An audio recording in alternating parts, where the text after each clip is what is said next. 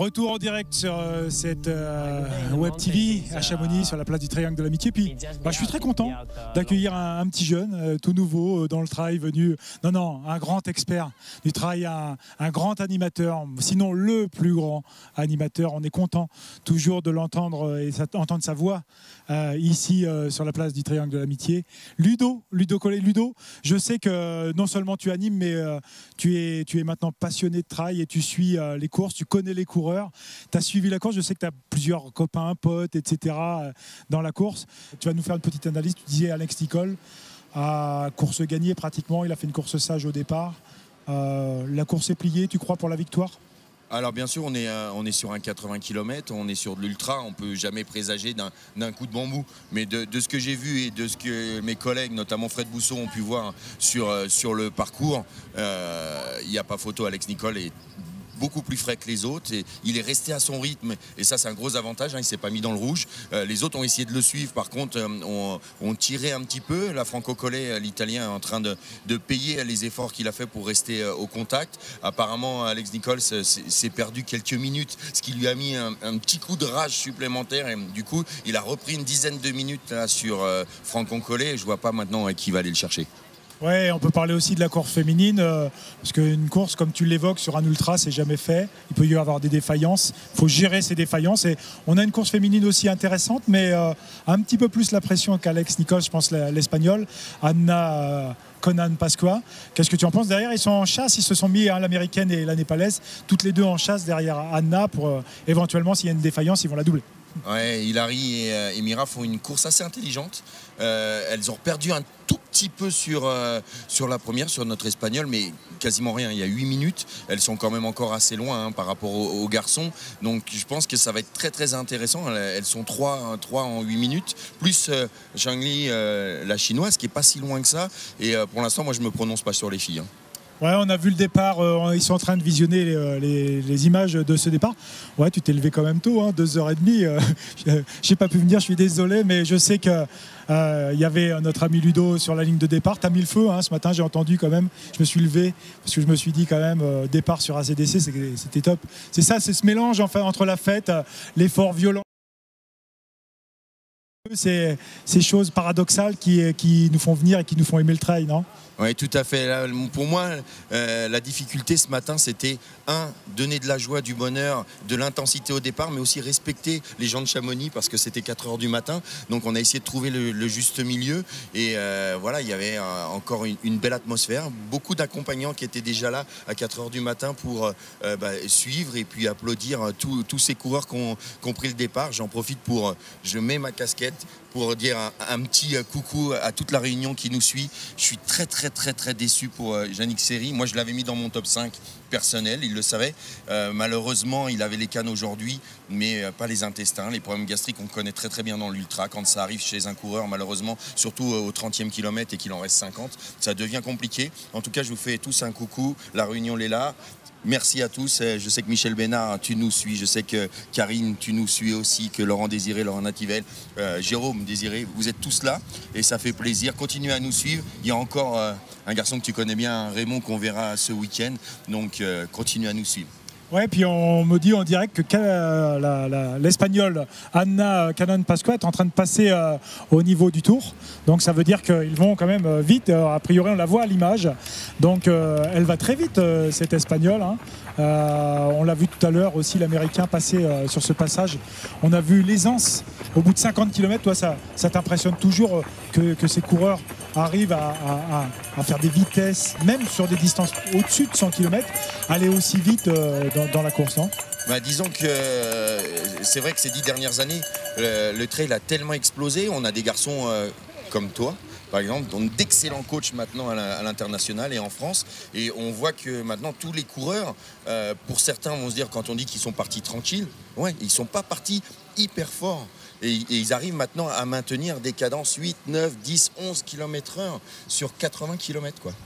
Et même s'il y a du dénivelé, c'est juste affolant, mais parce qu'on ne connaissait pas encore assez bien la discipline et je pense qu'on a encore des marges de progression dans ce sport. Ouais, tu évoques ces stratégies, ce qu'on appelle les stratégies du pacing. Donc, c'est la gestion des courses sur des tronçons. Et il est vrai que c'est des recherches un peu scientifiques. Il y a des entraîneurs qui s'y mettent. Et puis aussi sur le terrain. C'est vrai qu'on est tout le temps sur le terrain. On essaie de trouver des stratégies. Alors, tu vas animer tout à l'heure l'arrivée. Tu vas mettre le feu. Tu aussi animes en fin du mois d'août l'UTMB, enfin toutes les courses d'Ultra Trail du Mont Blanc, mais aussi les courses du Grand Raid. Et c'est vrai que tu voyages sur ce différents formats. Comment tu vois, toi, un petit peu l'évolution du trail running? Parce qu'on parle de skyrunning, de trail, etc. On parlait tout à l'heure avec Luc, le président du club des sports. Ça reste finalement l'effort, le partage, une grande famille, non? Ouais, moi pour l'instant j'ai fait plus de 10 ans maintenant, ça va être mon 10e UTMB, j'ai vu bien sûr le sport évoluer, les organisations évoluer, mais j'y prends toujours autant de plaisir de rencontrer tous les coureurs, que ça soit l'élite jusqu'au dernier des finishers. Je suis très très heureux et je vois pas tant changer. Alors c'est vrai alors je vais peut-être mal me faire voir, on a tendance à avoir, alors attention, j'ai rien contre les randonneurs, mais on commence à avoir des gens qui arrivent et qui ne font que le trajet en marchant, et ça pour moi c'est pas forcément le trail. Oui, c'est vrai qu'on est sur une logique de performance pour soi, en fonction de son potentiel au départ. Et il est vrai qu'on est sur du trail running, c'est-à-dire qu'on est sur la logique de performance d'un point A à un point B. Il y a des barrières horaires. De toute façon, il y a des barrières horaires, hein, même sur le Grand Raid. Il faut savoir aussi que c'est un défi parce que, par exemple, on voit au Grand Raid 1 sur 2 arrive seulement sur ce genre de profil. On est moins tombé quand même, tu trouves pas, dans la surenchère du long? Les gens commencent à être un petit peu plus raisonnables et ils commencent à revenir à des formats plus courts. On voit des gens vont faire le cross du Mont Blanc, ils vont faire le kilomètre vertical et ils se disent on va pas faire que le 80 tout de suite, quoi. Encore une fois, c'était un sport très très récent et on a vu, c'est vrai que la guerre au kilomètre, on a vu des coureurs en ultra en faire 1, puis 2, puis 3, puis 4, puis 5, puis 6, voire 7, 8 dans l'année. Et puis on y revient à ça.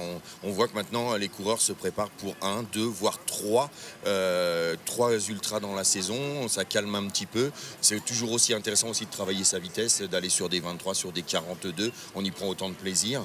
Donc ouais, ça se calme de nouveau, mais je crois que c'est aussi dû. On commence à avoir aussi des coureurs blessés qu'on n'avait pas avant. Je dis, on n'a pas beaucoup de recul en fait sur ce sport, hein. Donc c'est vrai que ça se modifie un petit peu. Moi je dis souvent, et je les adore, il y a Christophe Le Saux qui est sur le parcours, il y a Antoine Guyon qui court en Andorre aujourd'hui. Ces garçons-là font du très très long, sont habitués, mais c'est une minorité. Tout le monde ne peut pas courir comme Antoine Guyon ou Christophe Le Saux tous les week-ends. Et je crois qu'on a des images, tu vas être content, de la 2e et 3e féminine, toujours les mêmes. Alors, on a évoqué tout à l'heure, dans 2 minutes à peu près, ils vont être autour, donc ils sont pas loin de la tête de course.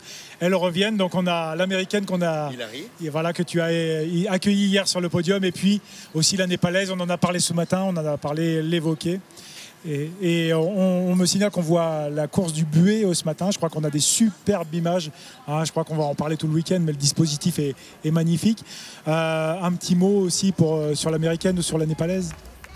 Mais écoute, elle venait ici pour la première fois.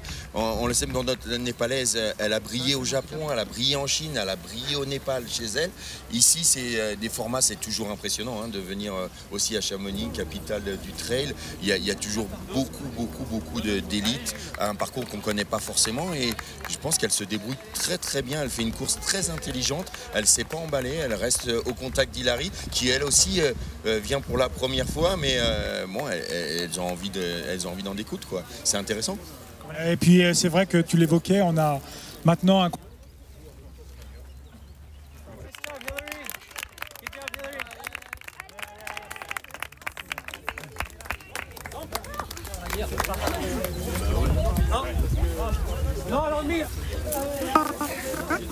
On nous a perdus. Alors, on est dans le direct, c'est vrai que le contexte, on l'évoquait, contexte international dans le trail running, moins sur le côté franco-français, plus maintenant sur le contexte international. Donc ça veut dire aussi pour nos Frenchies, il faut aussi se positionner, bien s'entraîner, mieux gérer le calendrier. Et il est vrai qu'aussi, ça nous permet d'avoir un répertoire de coureurs. Et on passe les barrières, qu'on n'est plus dans le duel franco-français, on est vraiment dans un contexte international du trail. Peut-être le continent africain qui viendra un jour. T'en penses quoi? Écoute, moi, ça sera avec grand plaisir. Hein. J'accueille tout le monde. Hein. Je sais qu'il y a quelques années, j'avais laissé un message à La Réunion qui disait que le sport n'a pas de couleur. Et il faut que ça reste comme ça. Donc, on les attend. Je pense que nos amis africains, pour l'instant, prennent un petit peu du retard sur l'ultra parce qu'il y a une vraie gestion, il y a une vraie tactique de course. Et on les a vus à l'époque aussi quand il y a eu un anniversaire sur le cross, quand il y avait un prize money, ils étaient là et il n'y avait rien à faire. Hein. Ils étaient devant, qu'il y ait du dénivelé ou pas, des vraies gazelles. C'est pour ça que souvent j'ai appelé Kylian le Kenyan blanc parce qu'il me faisait vraiment penser à eux. Donc ils prennent un petit peu de retard, mais à n'en pas douter, si ils se mettent à l'ultra, ils seront très forts. Sur du trail déjà, ils sont forts. Ouais, on va avoir aussi une journée marathon, puisque même si le marathon c'est dimanche, nous, là, on a l'arrivée du 82, je pense à toi, l'animation, et puis après t'enchaînes, c'est ça, hein, sur le programme, sur le kilomètre vertical, avec l'annonce, il y a quand même 500 coureurs sur un kilomètre vertical, et puis un gros plateau, ça va être sympa, on va les annoncer tout à l'heure, mais ça va être une belle bagarre, t'es heureux là? Ah ouais, moi je suis toujours heureux, tu me connais, tu sais que j'adore le battle sportif, j'ai été compétiteur, j'ai été entraîneur, j'aime ça, j'aime quand il y a de la compétition pour les élites, après pour ceux qui sont derrière, qui eux se battent avec eux-mêmes, avec leur temps, mais j'aime vraiment le battle et je crois qu'il y en a quelques-uns qui aimeraient faire descendre le temps de Kylian. Kylian est annoncé aujourd'hui pour notre plus grand plaisir.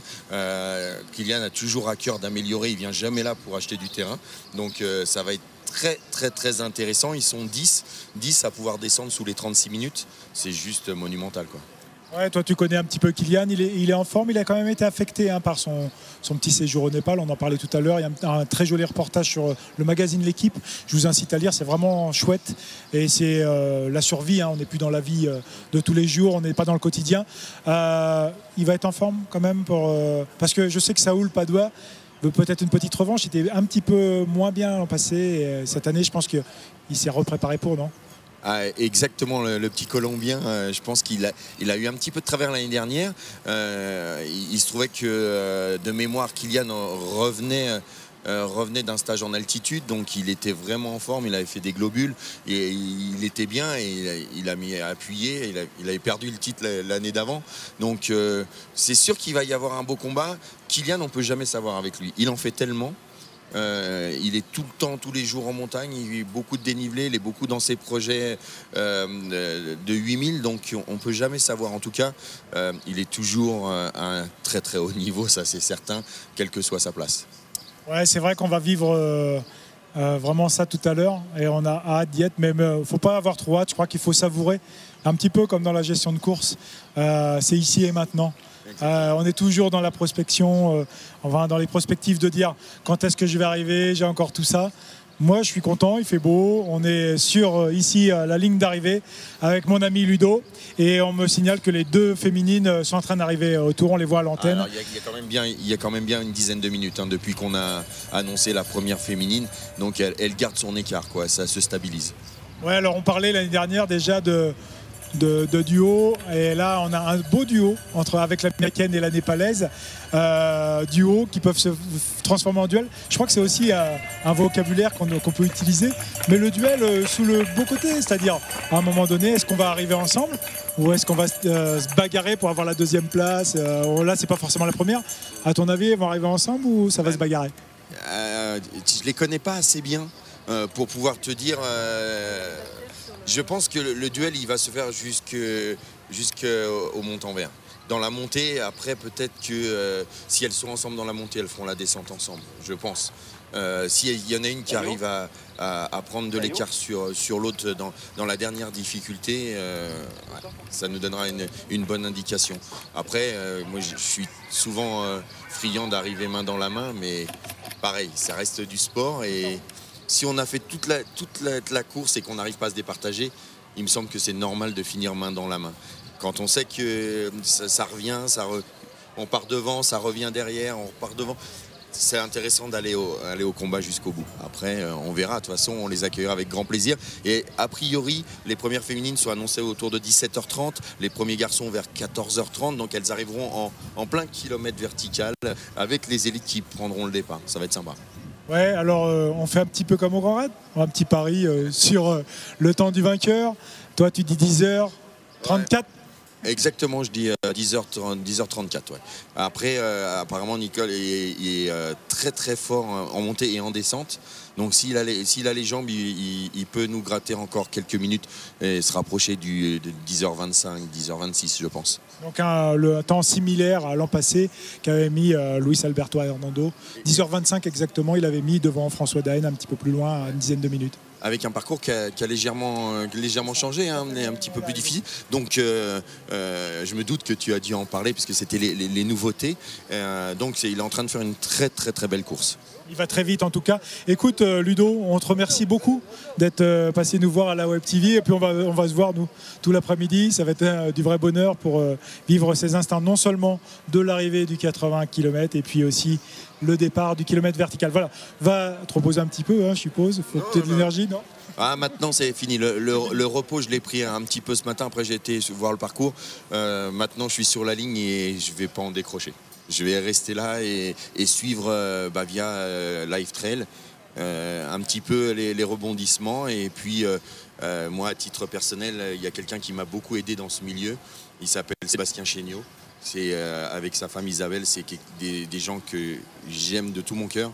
Et de le revoir sur le parcours, après tous les soucis de santé qu'il a pu avoir cette dernière année, je lui souhaite qu'une chose, c'est d'arriver ici et de passer la ligne. On va te laisser tranquille, vivre, aller voir le live trail, il faut que tu te mettes dedans. Et puis nous, on va faire une petite pause, on va vous proposer de magnifiques images en attendant notre prochain invité. On va parler alimentation puisque c'est le sponsor principal, Isostar. Donc on va l'accueillir à l'intérieur tout à l'heure, on va changer de décor. À vous la régie et profiter de ces belles images.